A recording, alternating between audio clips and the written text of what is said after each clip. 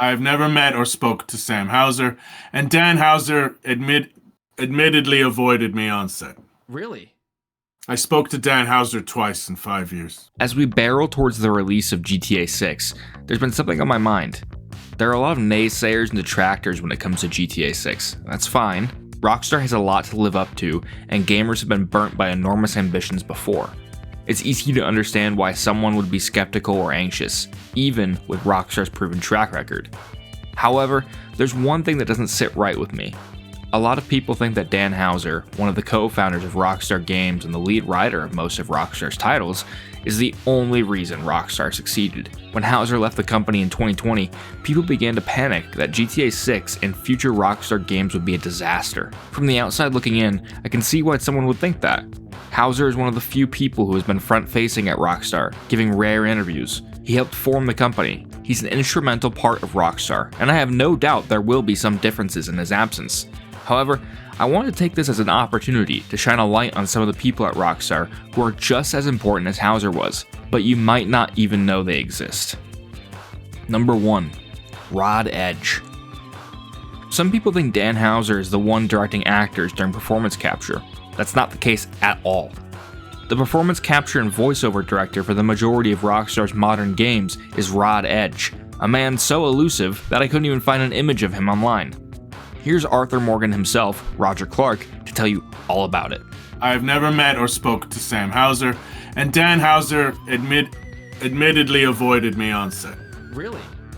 I spoke to Dan Houser twice in 5 years. He said that he didn't want to. He just wanted to see Arthur. He didn't want to see Roger. Sure. But you're absolutely right. Rod Edge was the director. He was the director. Yes. They had a very open line of communication with everyone, except the cast, really. But no, they were always hands on. But Rod was the emissary. Everything went through him. You know, these guys have been working together a long time, and they've optimized their channels of communication. Rod was in charge of the performance aspect of the game, you know, but he wasn't in charge of games or all that. But he was in the know. You know, he was like he had top level of clearance, if for lack of a better word. He knew everything that was going on. He understood it. Everyone. And this is the way that we became too. It didn't take long, but we all became very intimately familiar with what everyone else's duties were, and we could help them achieve that. Working together as a team. And one of the things that I learned when working on this is because I had done mocap before, but never this intensely, never as the playable character. And what I began to realize is that the animators are very, very much almost on the same level as the director on a video game set. It's the animators that were really, really helpful in that they informed me what the environment was, what time of day, what's the temperature, all this information that we needed to know about our environment to make the performance more detailed and make it look better and more immersive. That was the animators were really hands-on, and they worked side by side with the director all the time, constantly, and they were invaluable. Edge is the guy who is responsible for helping guide so many of the performances that fans love.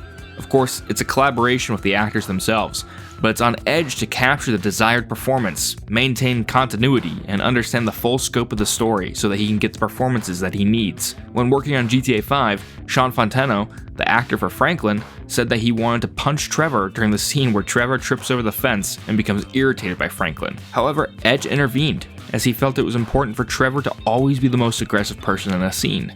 It shows that he understands these characters very well. Damn, man, you alright? I'm just fucking on edge, you know? Number 2. Michael Unsworth and Rupert Humphreys. Michael Unsworth and Rupert Humphreys are equally as important as Dan Houser because they were two of his writing partners. Unsworth and Humphreys both joined Rockstar during the production of Grand Theft Auto 4. Humphreys was the only other credited writer on the main stories of GTA 4 and 5, while Unsworth assisted on other things like pedestrian dialogue. Unsworth eventually became one of the lead writers on both Red Dead Redemption games, and was eventually promoted to writing director in 2019 and vice president of writing at Rockstar Games in 2021. Unsworth left the studio in 2023 to join Houser at his new studio, Absurd Ventures. but would have contributed a lot to GTA 6's narrative by that point, since the first trailer was released just a few months after his departure and teased the story of Jason and Lucia. Humphreys also worked alongside Hauser and Unsworth as one of the main writers on Red Dead Redemption 2 and has remained at the company. There are a lot of other talented writers at Rockstar who help give the game depth through pedestrian dialogue, radio and TV dialogue, and much, much more. Humphreys and Unsworth even helped out on LA Noire in a pretty big way to help it feel more Rockstar-like. Rupert and Mike were really good. They worked out of the New York office, so basically I think it was the quantity of dialogue in the game was not up to what Rockstar normally expects. At the time that LA Noire was just moving up to release was like Red Dead Redemption 1, right?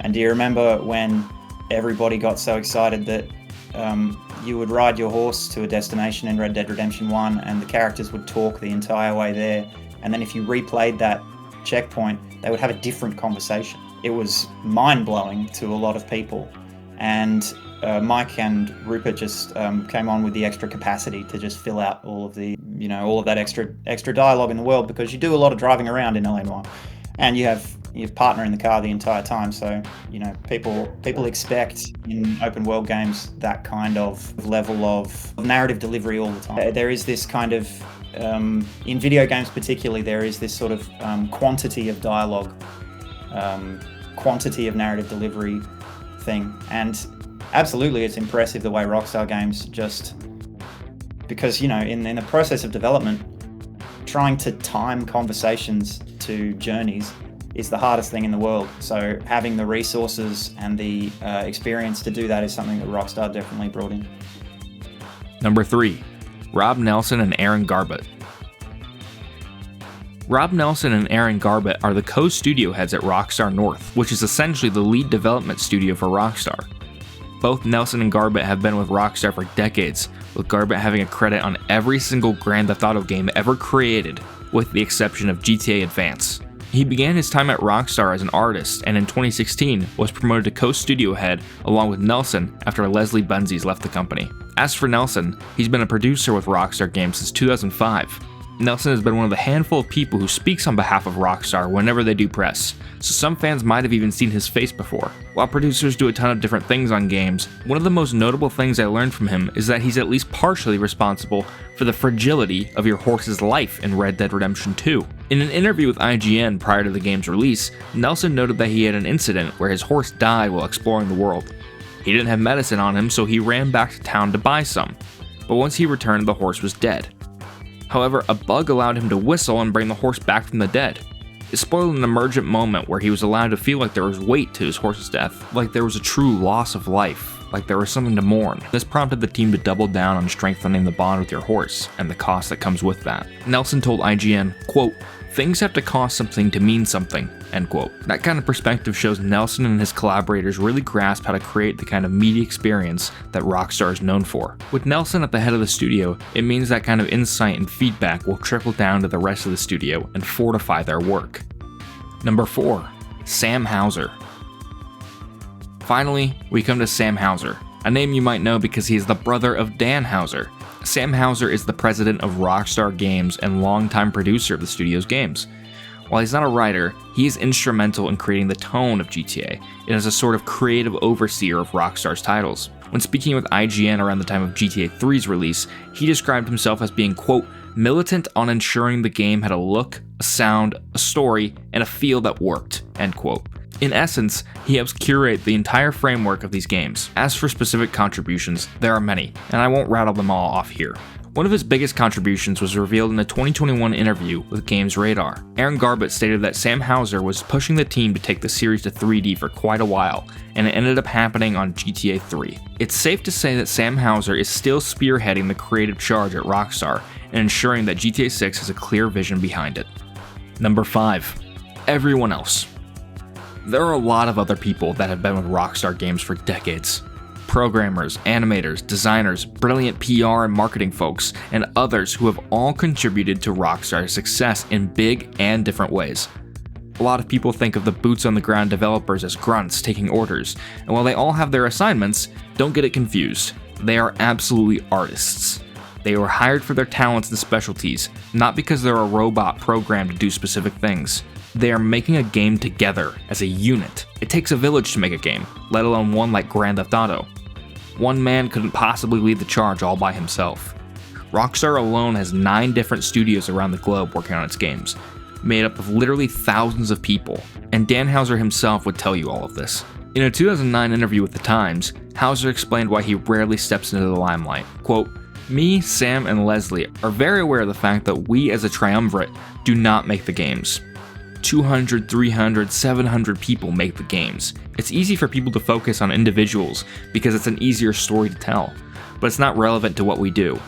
We've got, 100 plus people, at least 80% of whom are far more intelligent than me. And to start saying it's me or Sam or the pair of us because we're such crazy brothers just seems stupid, and it's not fair or appropriate." End quote. I want to be very clear here. None of this is to take away Dan Houser's contributions to Rockstar and their various franchises. He absolutely deserves his flowers. It's clear from listening to interviews with Houser that a lot of the stories he created are influenced by his lived experience. For example, Red Dead Redemption was written while Houser was preparing to have his first child, which led to him creating a story around a man trying to mature and have a family. Houser is also a very well-read guy, having been influenced by great literature and cinema, which leads to a more fulfilling narrative experience. I'm extremely excited for what he's cooking up at his new studio, Absurd Ventures. His comic book American Caper is fantastic, and worth a read if you're missing his voice and new stories. I simply wanted to highlight how many people pour their hearts and souls into these games. Dan Houser may have been an instrumental piece of Rockstar's history, but he also helped curate so much of the talent that's still there and left the company with a strong voice. There's so much institutional knowledge embedded in the people at Rockstar Games, and while it's totally possible that Grand Theft Auto 6 is a swing and a miss, I don't think that possibility is very high.